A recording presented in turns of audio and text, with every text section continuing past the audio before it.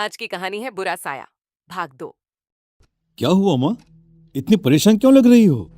क्या बताऊं बेटा, लोग ना फोन करके कुछ भी बोल देते हैं। तुम्हारे कॉलेज से फोन था।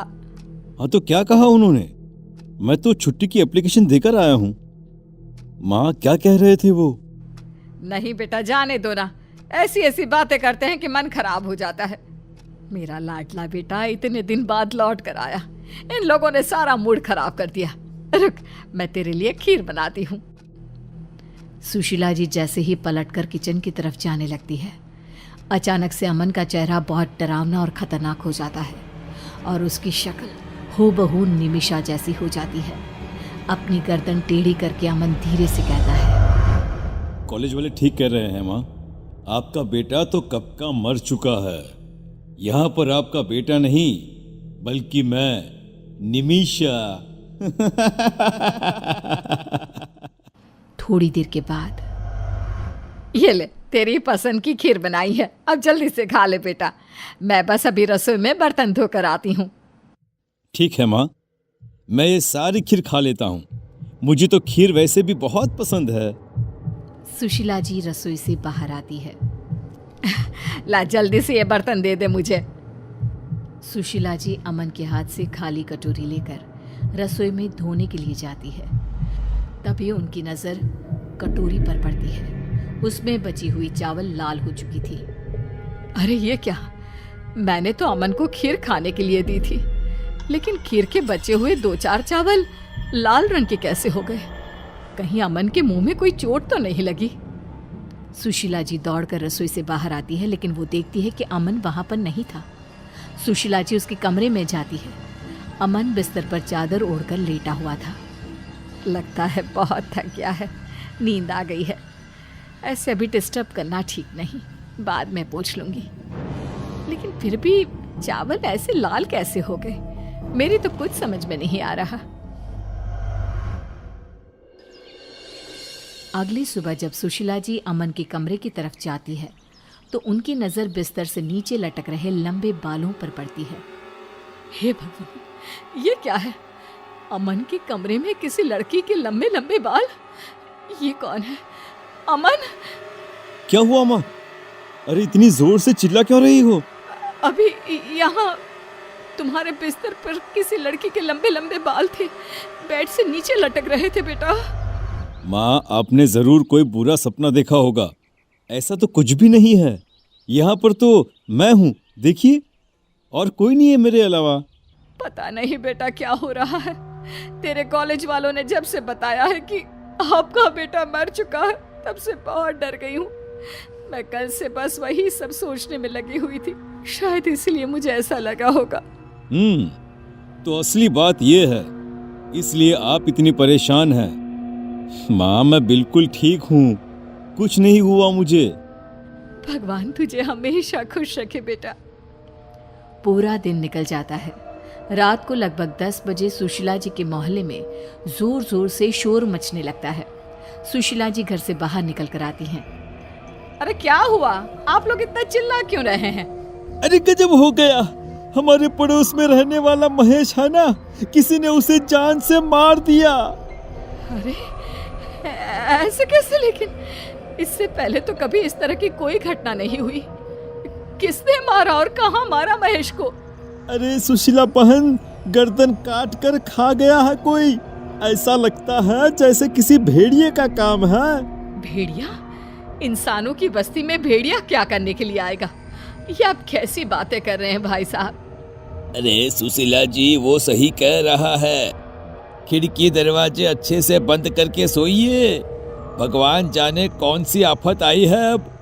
जानती है, महेश के शरीर का सारा खून पी लिया था उस भेड़िए ने। सूखा कंकाल पड़ा मिला है।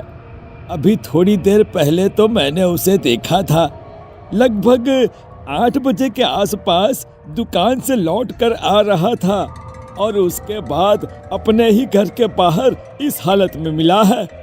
भगवान भला करे, ऐसा कौन हत्यारा आ गया हमारे मोहल्ले में? अच्छे से दरवाजा बंद करके सो जाती हूँ। माँ आपको डरने की कोई जरूरत नहीं है, मैं हूं ना आपके पास। अच्छा ठीक है बेटा, तू अपने कमरे में जाकर सो जा, मैं भी जाकर सो जाती हूँ। सुशीला जी डर के मारे अपने कमरे में जाकर चुपचाप सो जाती है। अगली सुबह जल्दी उठती है और घर के काम करने लगती है।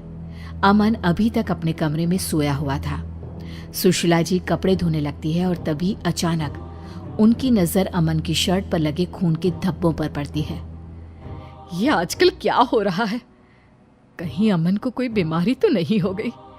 पहले उसकी कटोरी में खून था और अब उसकी शर्ट पर खून के धब्बे लगे हुए हैं। आखिर बात क्या है? जाकर देखती हूँ। सुशीला जी चुपचाप अमन के कमरे की तरफ गई। उन्होंने देखा कि बेड पर कोई लड़की थी जिसके लंबे लंबे बाल लहरा रहे थे। उसका चेहरा दूसरी तरफ था। ये देखकर सुशीला जी बुरी तरह से डर जाती हैं। कौन हो तुम? कौन हो? और यहाँ मेरे बेटे के कमरे में क्या कर रही हो? तभी अचानक से वो लड़की पलट कर देखती है। वो लड़की और कोई नहीं बल्कि निमिषा थी, लेकिन आवाज अमन जैसी थी।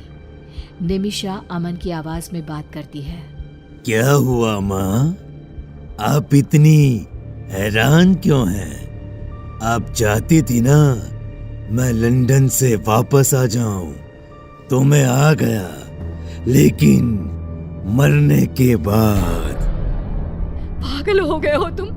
और तुम कौन हो? तुम्हारा चेहरा मेरे बेटे से मिलता है। कहाँ है मेरा अमन? माँ, मैं अमन ही तो हूँ, बस मेरा शरीर निमिषा का हो गया है। ये निमिषा मुझे लंदन में मिली थी और जानती हैं, वो मर चुकी थी। बस मेरी आत्मा ने निमिषा का शरीर ले लिया, तो अब से आपके पास निमिषा और अमन दोनों रहेंगे माँ। और इतना कहकर निमिषा जोर जोर से हंसने लगती है। ये देखकर सुशीला जी वहां से भागने की कोशिश करती है, लेकिन निमिषा अपने लंबे बालों से एक रस्सी बनाकर सुशीला जी को पकड़कर खींच लेती है। माँ, आपको डरने की कोई जरूरत नहीं है। और खबरदार, जो घर से बाहर कदम निकाला तो आपने सुना नहीं, कल किसी ने महेश की गर्दन खा ली, उसे कच्चा चबा गया। जानती हूँ, अच्छी तरह जानती हूँ, लेकिन मैं अपने आप को बचा लूंगी। कुछ नहीं होगा मुझे। महेश की किसी से दुश्मनी होगी, इसलिए उसके साथ ऐसा हुआ होगा।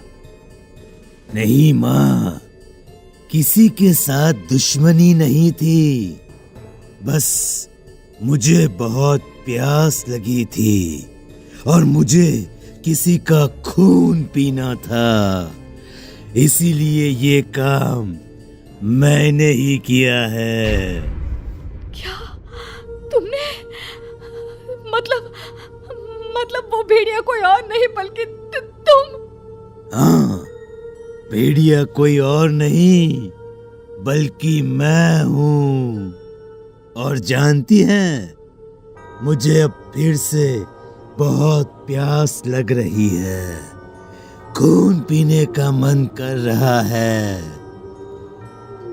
और आप मेरी आंखों के सामने हैं, तो मैं किसी और के पास क्यों जाऊं?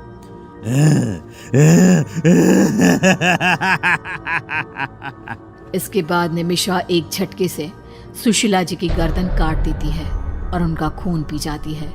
और उसके बाद वो हमेशा के लिए एक बुरा साया बनकर अमन और सुशीला जी के घर में रहने लगती है।